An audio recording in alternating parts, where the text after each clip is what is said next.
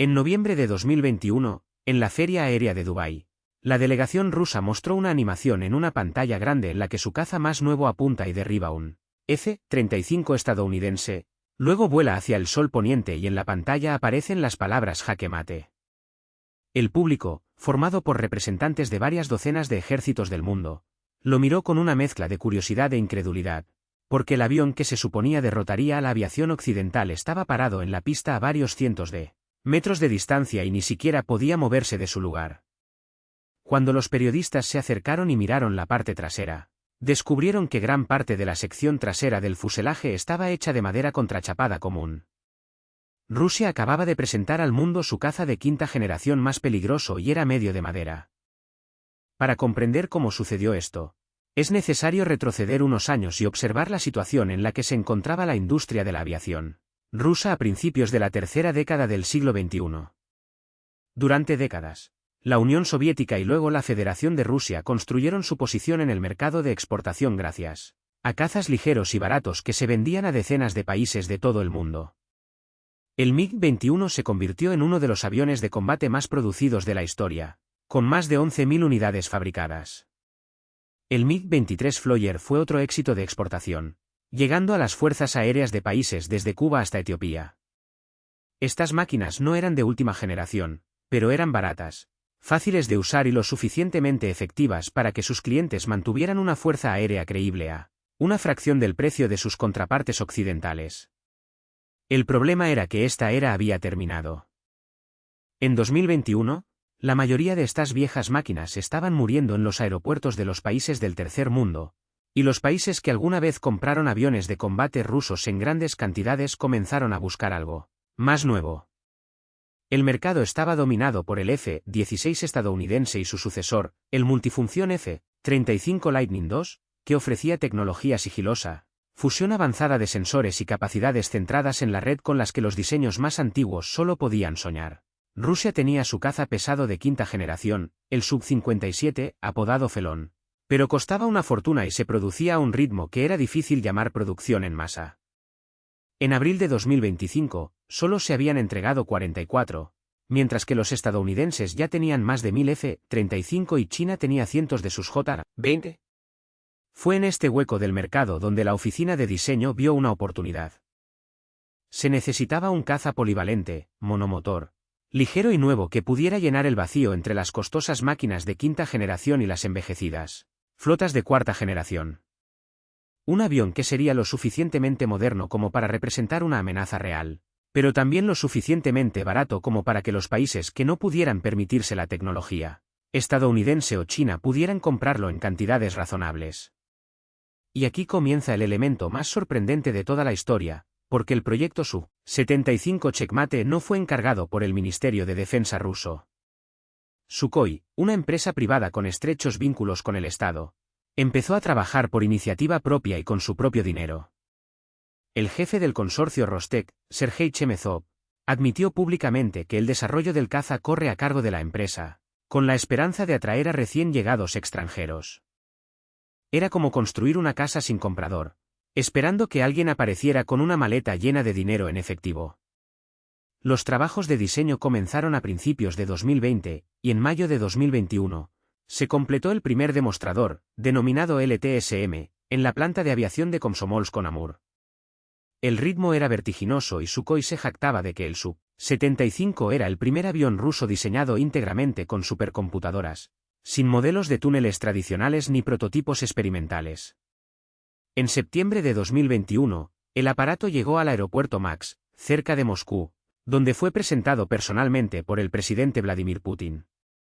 El evento fue cuidadosamente dirigido y antes del estreno, Rostec lanzó un impresionante vídeo promocional en el que pilotos de Argentina, India, Vietnam y los Emiratos Árabes Unidos reciben la señal para regresar a la base y luego saludan juntos a la nueva máquina mientras sale del hangar. El mensaje fue claro. Se suponía que el Su-75 sería un programa internacional similar al F-35, pero a una fracción del precio. Los funcionarios rusos no hicieron ninguna promesa.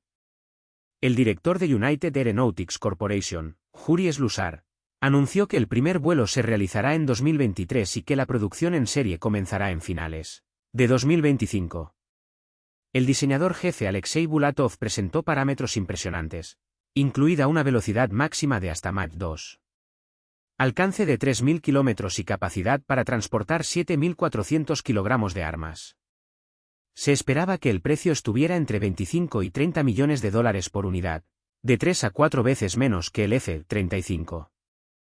Sukhoi estimó la demanda de 300 máquinas en el primer lote de producción y apuntó a 15 años de exportaciones, principalmente a países africanos. Pero cuando después del estreno se calmó el polvo y los periodistas y expertos observaron más de cerca lo que realmente había en la pista, el entusiasmo se disipó rápidamente. La maqueta parecía impresionante desde el frente, pero de cerca estaba claro que no se trataba de un prototipo volador, sino de un demostrador a escala 1:1 que nunca tuvo la intención de despegar. Unos meses más tarde, cuando el mismo modelo fue transportado a una feria comercial en Dubái, los periodistas occidentales descubrieron la parte trasera de madera contrachapada del fuselaje y comenzaron a bromear diciendo que Rusia se estaba inspirando en los hermanos Wright. Aparecieron comparaciones con los productos Wish en las redes sociales y los analistas occidentales comenzaron a cuestionar abiertamente si el proyecto algún día pasaría de la fase de marketing. A pesar de todo el escepticismo y las bromas sobre el casco de madera contrachapada, los ingenieros de Sukhoi incorporaron en el diseño del Checkmate una serie de soluciones que, en principio, parecían realmente serias y algunas de ellas merecían el reconocimiento incluso de los expertos occidentales. La filosofía de diseño se basó en una suposición clave que definió cada elemento de esta máquina, desde el morro hasta los inyectores del motor, a saber, la máxima unificación de componentes con el Su-57 Felon ya producido. En teoría, se suponía que este enfoque reduciría costos, simplificaría la cadena de suministro y acortaría el tiempo de construcción, porque en lugar de diseñar todo desde cero, Sukhoi podría utilizar soluciones probadas y comprobadas de su hermano mayor. La doctrina de la industria de defensa rusa se ha basado en este principio durante décadas, pero nunca antes se había intentado aplicarlo a un proyecto de caza monomotor tan ambicioso. Empecemos por lo que llama la atención a primera vista, es decir, la forma de la cola. El Checkmate no tiene la tradicional cola vertical y horizontal que conocemos de la mayoría de los luchadores del mundo. En su lugar, se utilizan dos superficies de control en ángulo hacia afuera, creando una forma de V. Esta solución, conocida como VTEL, combina las funciones de timón y profundidad, permitiendo el control de cabeceo y guiñada a través de un sistema de control de vuelo digital. Esta no es una idea completamente nueva.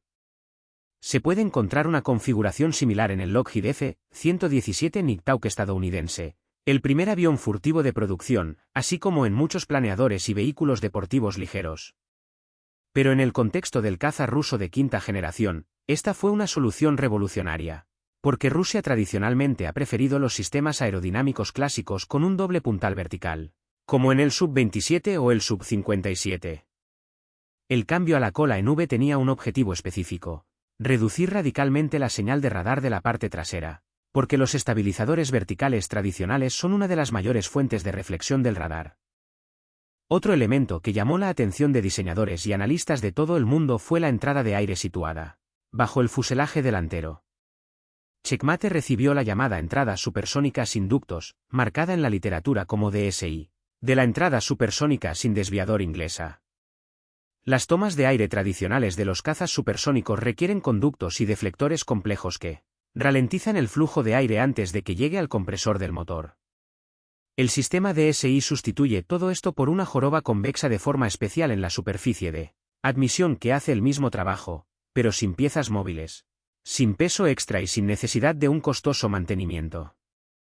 El F-35 Lightning II utiliza una solución idéntica, al igual que el J-35 chino. El uso de DSI en Checkmate fue una señal de que Sukhoi realmente estaba tratando de acercarse a los estándares de los diseños occidentales de quinta generación, al menos en aspectos seleccionados. Debajo del capó del Checkmate debía haber un motor que constituía en sí mismo un capítulo aparte de la ingeniería de propulsión rusa. Inicialmente, se planeó utilizar la variante de motor al 41F1, el mismo que propulsa el Sub-57. Sin embargo, con el tiempo apareció información de que la unidad de potencia objetivo sería el Saturn 51F1, anteriormente conocido con la designación de desarrollo IZEL 30. Este motor fue diseñado como sucesor de la generación anterior. Además, debía ser un 30% más ligero que su predecesor y aumentaría la eficiencia en un 18%. El empuje de poscombustión se estimó en más de 160 kN, lo que se traduce en más de 36.000 libras de fuerza. Era un motor de 2 ejes con un ventilador de 3 etapas impulsado por una turbina de baja presión de 1 etapa y un compresor de alta presión de 5 etapas con una turbina de 1 etapa. En diciembre de 2024, se probó por primera vez una variante con una boquilla de vectorización de empuje bidimensional, cuyo objetivo era reducir la firma térmica y de radar del avión. La prueba fue realizada por el piloto de pruebas jefe de Sukhoi, Sergei Bogdan, en el prototipo T-52, y el vuelo duró solo 17 minutos. La base de motores común con el Su-57 fue a la vez la mayor fortaleza y la mayor debilidad del proyecto. Por un lado, permitió la unificación de líneas de suministro y la simplificación de la producción. Por otro lado, creó un punto de inflexión peligroso, porque si las sanciones u hostilidades occidentales afectaran la cadena de suministro de componentes para este motor en particular, ambas máquinas serían simultáneamente más difíciles de producir. Como dicen los analistas occidentales, no hay almuerzos gratis en la industria de la aviación, solo compromisos. La configuración de la cabina también se basó en el principio de máximo préstamo del Sub-57. Matt Borner de NBC News. El primer periodista occidental que miró el interior del checkmate describió un sistema idéntico al Phelon, que incluía 2 pantallas multifuncionales de cristal líquido de 15 pulgadas y un head-up display panorámico con un campo de visión de 30x22 grados. Toda la infraestructura electrónica se basó en una arquitectura abierta con un sistema de diagnóstico a bordo, llamado Matryoshka, cuyo objetivo era permitir el diagnóstico autónomo de la mayoría de los sistemas sin necesidad de equipos terrestres externos. Pero aquí surge una pregunta que ha mantenido despiertos a los analistas occidentales desde el principio. Sukhoi se refirió constantemente al checkmate como un caza táctico ligero, utilizando su designación oficial LTS o avión táctico ligero. Mientras tanto, los datos publicados indicaron que la máquina medía 17,7 metros de largo, es decir, 58 pies, y tenía una envergadura de 11,8 metros, o casi 39 pies. A modo de comparación, el F-35 Lightning, la segunda variante A, mide 15,7 metros de largo y una envergadura de 10,7 metros.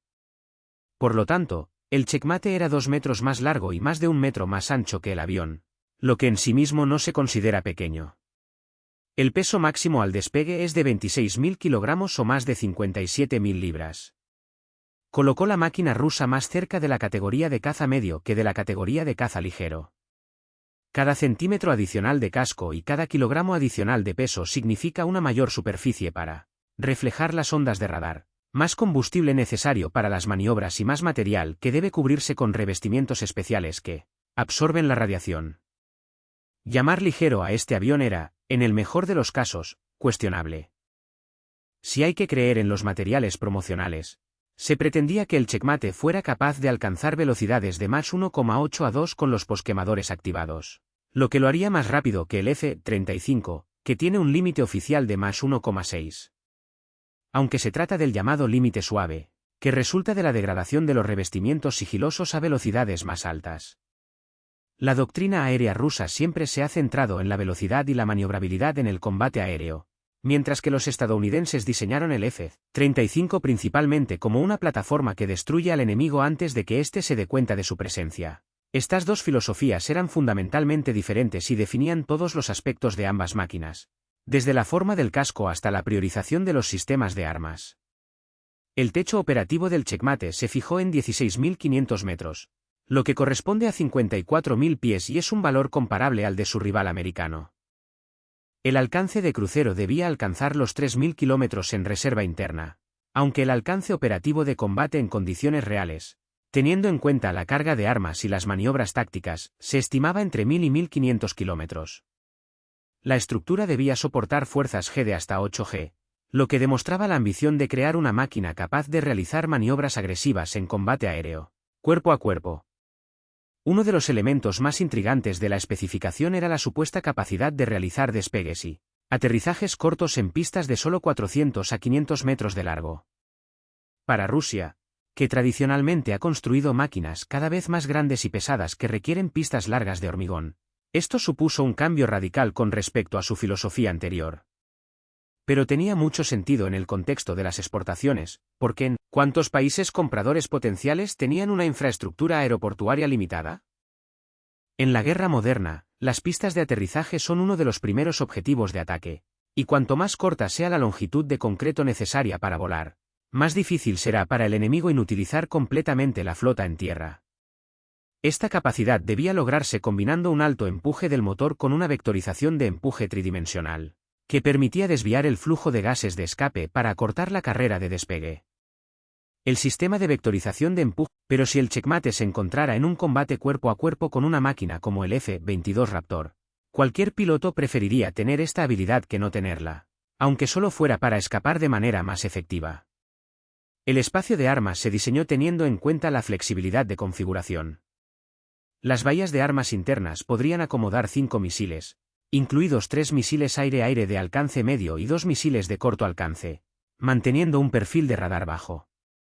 Además, 6 nodos de suspensión externos brindaron la capacidad de transportar un amplio arsenal, desde bombas guiadas hasta misiles antibuque HH-35E, para misiones en las que mantener una firma de radar baja pasó a un segundo plano frente a la necesidad de máxima potencia de fuego. El conjunto se complementó con un cañón automático de 30 minutos, casi idéntico al utilizado en el Su-57, que confirmó una vez más la estrategia de máxima unificación. El radar era un tema aparte. El Instituto NIIP, responsable del diseño del radar, debía desarrollar una versión económica del radar con una antena activa escaneada electrónicamente, abreviada como AESA. Según el material promocional, este sistema debía ser capaz de rastrear simultáneamente 30 objetivos a distancias de hasta 400 kilómetros y guiar simultáneamente misiles hacia 6 de ellos. Sonó impresionante, pero los expertos occidentales inmediatamente enfatizaron que estos eran parámetros óptimos, alcanzables solo en condiciones de laboratorio, y no en el caos de un campo de batalla real con interferencias electrónicas y el uso masivo de drones. Sukhoi planeó ofrecer el checkmate en 3 variantes. Como caza polivalente monoplaza, una versión biplaza de entrenamiento y combate con una posición adicional para un operador de sistema de armas y una variante no tripulada controlada por inteligencia artificial. Este último debía actuar como un llamado compañero leal, cooperando con los cazas tripulados en una formación de combate formateada y transmitiendo datos sobre la situación en el campo de batalla en tiempo real. En la Feria de Dubái de 2025, fue la variante no tripulada número de modelo 750 la que atrajo la mayor atención, señalando la dirección en la que Sukhoi pretendía desarrollar todo el programa. El 24 de febrero de 2022, las tropas rusas cruzaron la frontera de Ucrania y en pocas semanas el mundo entero impuso una ola sin precedentes de sanciones económicas a Moscú, que golpearon a la industria armamentista rusa con una fuerza que nadie en el Kremlin esperaba.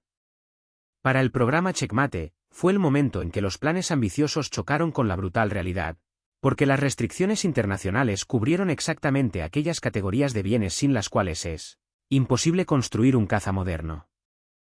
Microprocesadores avanzados, máquinas CNC de precisión, aleaciones de metales ligeros utilizados en la aviación, componentes de motores y sistemas electrónicos, todo esto desapareció de la cesta de la compra rusa de la noche a la mañana. La Unión Europea ha bloqueado la exportación de semiconductores y herramientas de mecanizado avanzadas, y Estados Unidos ha ampliado las prohibiciones a prácticamente todos los elementos necesarios para producir un avión de combate moderno. La primera y más grave consecuencia fue la retirada de los Emiratos Árabes Unidos de participar en la financiación del proyecto.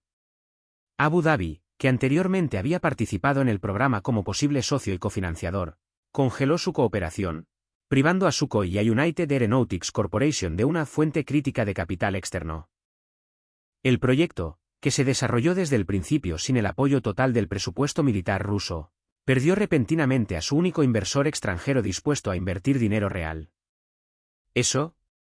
Sukhoi y la corporación quedaron solos, bajo sanciones, con un avión sin terminar y una lista cada vez más reducida de proveedores.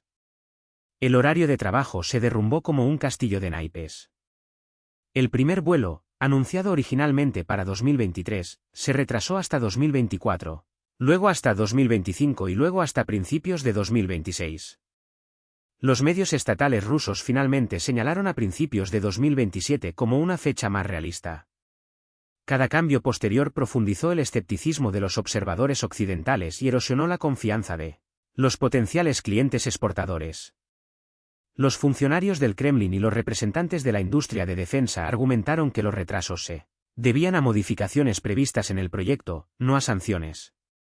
Pero era difícil de creer. Sobre todo porque las personas que combinaban abiertamente ambos temas en el espacio público ruso solían sufrir problemas de salud repentinos. Sin embargo, el rediseño en sí era un hecho. En algún momento alrededor de 2023, Sukhoi introdujo cambios significativos en el diseño del fuselaje. Las patentes publicadas el mismo año revelaron modificaciones en los lados del fuselaje, los apéndices de las alas y las tomas de aire destinadas a reducir aún más la firma del radar. Las alas adquirieron una forma de tronco más distintiva cuando se ven desde arriba, y sus raíces se extendieron hasta la punta de la máquina. Se cambió la forma de la entrada delantera, las puntas de las alas y los timones traseros. La cabina del piloto recibió un característico perfil dentado que, según los ingenieros, tenía la función adicional de dispersar las ondas de radar, aunque comentaristas maliciosos sugirieron que se debía principalmente al efecto visual. No estaba claro si estas modificaciones se debieron a resultados de pruebas iniciales que revelaron problemas o a restricciones de acceso a componentes y materiales originales impuestas por sanciones. Mientras tanto, los compradores potenciales se distanciaron uno tras otro del proyecto. India, a la que Rusia consideró el principal candidato para ser un cliente emergente e incluso propuso lanzar una línea de producción en territorio indio como parte de la iniciativa Make in India, no mostró entusiasmo. Un alto oficial de la Fuerza Aérea de la India habló de forma anónima con los medios y afirmó que la propuesta era financieramente inviable. El programa Polywas exige que los clientes potenciales hagan una contribución significativa para financiar el desarrollo de un avión que ni siquiera dispone de un prototipo volador. India tenía sus propias ambiciones en forma del programa de aviones de combate medianos avanzados AMCA y no tenía intención de involucrarse en otro proyecto ruso después de su dolorosa experiencia con la cooperación en el Sub-57, del que se retiró en 2018 debido al aumento de los costos y a las dudas sobre los parámetros de sigilo. Vietnam, otro país que aparece en el vídeo promocional de 2021, también guardó silencio. Argentina no tenía presupuesto para este tipo de compras. Los países africanos en los que Sukhoi se centró en su estrategia de exportación a largo plazo observaron el rendimiento del equipo militar ruso en Ucrania y sacaron sus propias conclusiones. Ningún país del mundo ha realizado un pedido oficial de checkmate. Como señaló acertadamente un analista occidental, nadie quiere comprar un avión que no pueda volar desde un país que no puede producirlo. La magnitud del problema se hizo aún más evidente en comparación con la competencia. En la primavera de 2025, Rusia había entregado 44 Sub-57. Al mismo tiempo, Lockheed Martin produjo más de 1000 F-35 y China tenía cientos de J-20. Incluso el F-22 Raptor descontinuado, del cual se construyeron 187, superó en número al Russian Felon en una proporción de más de 4-1.